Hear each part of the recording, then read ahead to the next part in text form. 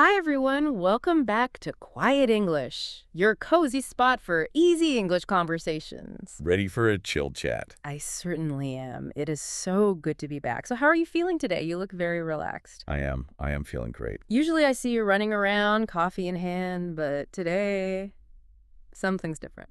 I think it's because I finally got some good rest this weekend. You know that feeling when you actually sleep enough? Oh, absolutely. It just changes everything. The world looks a little brighter. How are you? I'm doing really well, thank you. I had a very slow Saturday morning, and honestly, it felt wonderful. That's a low morning. Yeah, I didn't set an alarm, just let the sun wake me up. I stayed in my pajamas for way too long.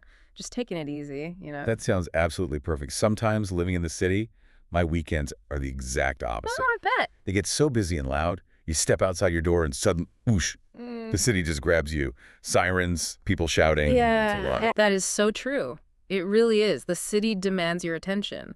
And that's exactly why we're talking about this today. Our topic is weekend routines in the city. Oh, I love this. It's practical, but it's also about lifestyle. It's about finding your own rhythm in a kind of chaotic place. Me too. We want to discuss how people spend their time in big cities, and maybe more importantly, how you can use your weekend to actually practice your English. That is such a good point. Because the classroom is great, but the real world, that's where the magic happens. Yeah, that's where you really test yourself. Whether you're in a tiny village or a huge city like London or New York, the weekend is special. It's your time. It really is. But before we get into our routines, and I know you have a very specific one, we have a small favor to ask. If you enjoy our conversations and find them helpful, please hit that like button and subscribe. It really helps our Quiet English community grow. Yes, please do. It helps other learners find us. And we also want to hear from you. Tell us in the comments. What is your favorite city activity? Ooh, good question. Are you into quiet parks or do you prefer busy markets? We love reading your stories. We really do read all of them. We do. All right, let's get started. I just want to quickly mention that today's episode is at a B1 level. Right, B1. So that means it's intermediate. We'll speak clearly, but we're going to use some interesting city words that you might not know yet. We're going to have a real conversation. Exactly. And if you're a beginner, please stay with us. Listening to conversations like this is a great way to move your English forward. I like to think of it this way. Your English is under construction. Oh, I like that metaphor. Under construction, like a building. It's true. Imagine building a house. It looks messy in the middle, right? There are bricks everywhere, dust. A window is missing. Exactly. But that doesn't mean the house is bad. It just means it's under construction. Every minute you listen is like putting a new brick in the wall. You're building your English house. That's a beautiful way to think about it. It takes the pressure off. I think so many learners feel bad when they make a mistake. But if you're under construction, mistakes are just part of the work. You don't have to be perfect, you just have to keep building. Precisely. So, speaking of building routines, let me tell you about my typical Saturday in the city. Go ahead. I'm curious. I know you're not a stay-in-pajamas kind of person. Well, I am definitely a morning person. I can't sleep late. If I sleep past 8, I feel like I've wasted the day. Wow. So I wake up early, and on Saturdays, my absolute favorite thing to do is to go to the farmer's market. Oh, really? That sounds lovely. Lots of colorful vegetables. But tell me, is it usually quiet or is it very bustling? Ah, that is a great word. It is definitely bustling. Let's pause on that word for a second. Bustling. Can you explain what that means? It sounds like a strange word. Sure. Bustling means it's very busy, but it has a specific feeling. Like a crowded subway train is busy, but it's annoying. Right. Everyone is grumpy. But a market is bustling. It's full of people, full of energy, full of movement. It's not just crowded. It's alive. That's a great description. Positive energy versus negative crowding. Yes. I love the sensory details, the smell of fresh bread, the sound of people talking. But for a language learner, a bustling market can be a little scary, right? Oh, absolutely. It's loud. People are moving fast. You might feel like you're in the way. Exactly. Yeah. But do you actually talk to the people there? Because that chaos, that's actually an opportunity. It sounds wonderful, but also intimidating. So do you talk to them? Or just point at the potatoes and run away? I do talk to them. And honestly, it's a great way to practice speaking. How so? I think a quiet room is better. Well, think about it. It's a very low-pressure way to speak. You don't have to give a speech. You just have a tiny interaction. Okay, I see. If you make a mistake, the interaction is over in 10 seconds. The person selling carrots doesn't care if your grammar is perfect. That's true. They just want to sell carrots. What kind of things do you say? Simple things. I might ask, how much are these apples? Or maybe, can you recommend a good cheese? Can you recommend a good cheese? That is a perfect phrase to practice. It is. And it forces you to listen to the answer. The seller usually loves to talk about their food, so you get to listen to native English in a real situation. That is such a great tip. You know, city life offers so many of these small chances to talk. I think learners often feel they need to have a long, deep conversation. Right, like a 30-minute interview. Exactly. But you don't need that. Just 30 seconds with a fruit seller is progress. It's a brick in the wall. Precisely. And you get a delicious apple at the end. It's a reward. So that's my Saturday morning. But what about you? I have a feeling you don't like bustling markets quite as much as I do. You know me too well. No, I appreciate the fresh food, but the crowds, the pushing, not for me. I prefer a stroll in the park. A stroll? That sounds very relaxing. Very British, maybe. Maybe. A stroll is just a slow, relaxed walk. You aren't rushing, you aren't exercising, you're just strolling, letting your feet take you wherever. That sounds like my kind of slow morning. What do you do while you stroll? Usually I take my coffee with me, find a nice bench, and I do some people watching. Oh, people watching. A classic city activity.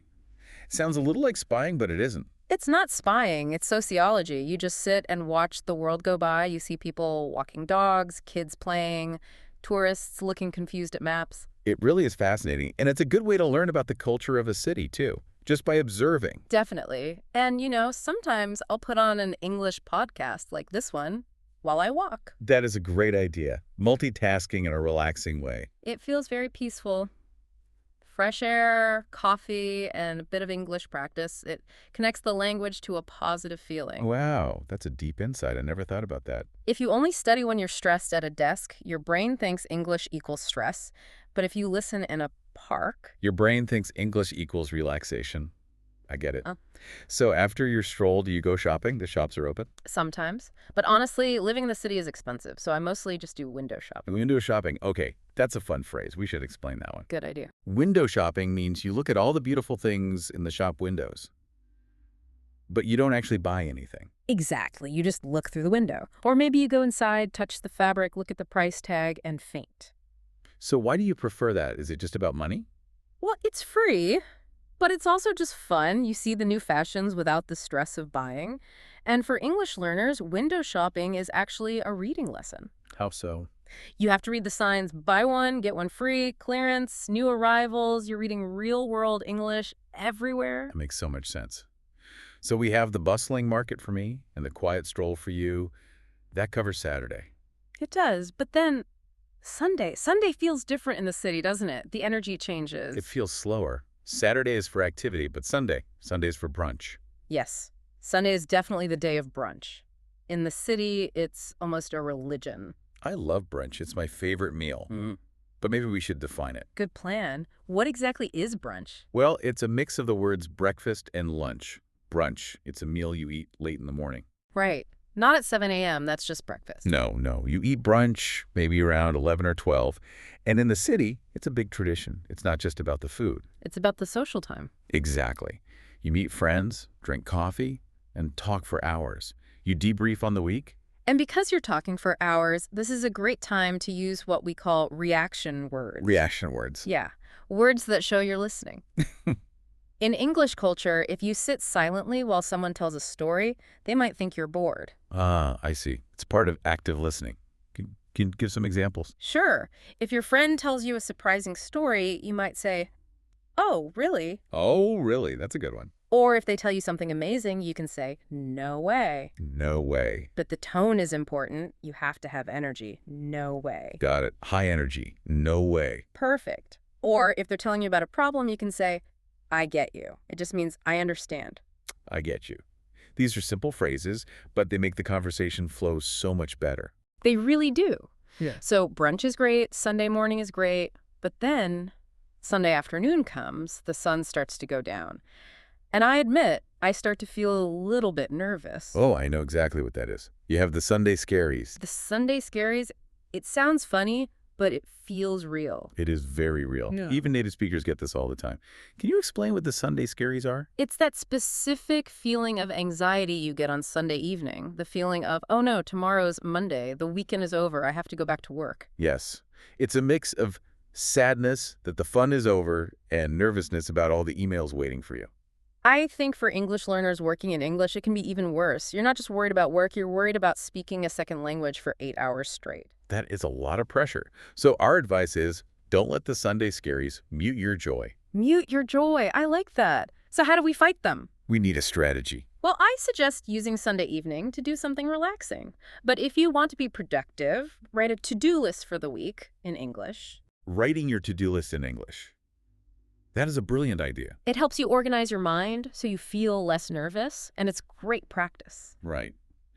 And they can be simple things, right? You don't have to write an essay. No, not at all. You could write, buy milk. Buy milk. Simple. Call mom. Call mom. Yeah. Very important. Finish English lesson. Also very important.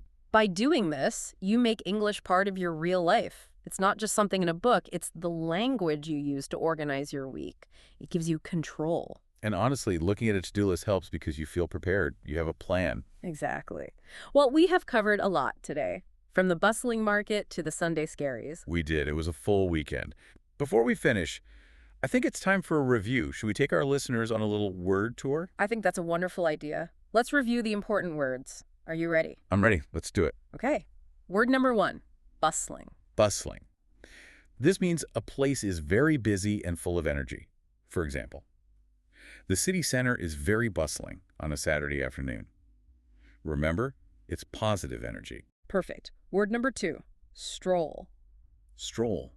This is a slow, relaxed walk. Example, we took a stroll through the park to see the flowers. It's the opposite of rushing. Lovely. Word number 3, window shopping.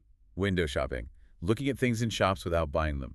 Example, I don't have much money this month, so I just did some window shopping. Very relatable. Word number 4, brunch. Brunch. A meal eaten in the late morning, a mix of breakfast and lunch. Example, let's meet for brunch at that cute cafe on Sunday. Word number 5, Sunday Scaries. Sunday Scaries, that nervous feeling on Sunday evening before the work week starts. Example, I used to get the Sunday Scaries, but now I relax with a hot tea. And finally, word number 6, our key metaphor for today, under construction. Under construction.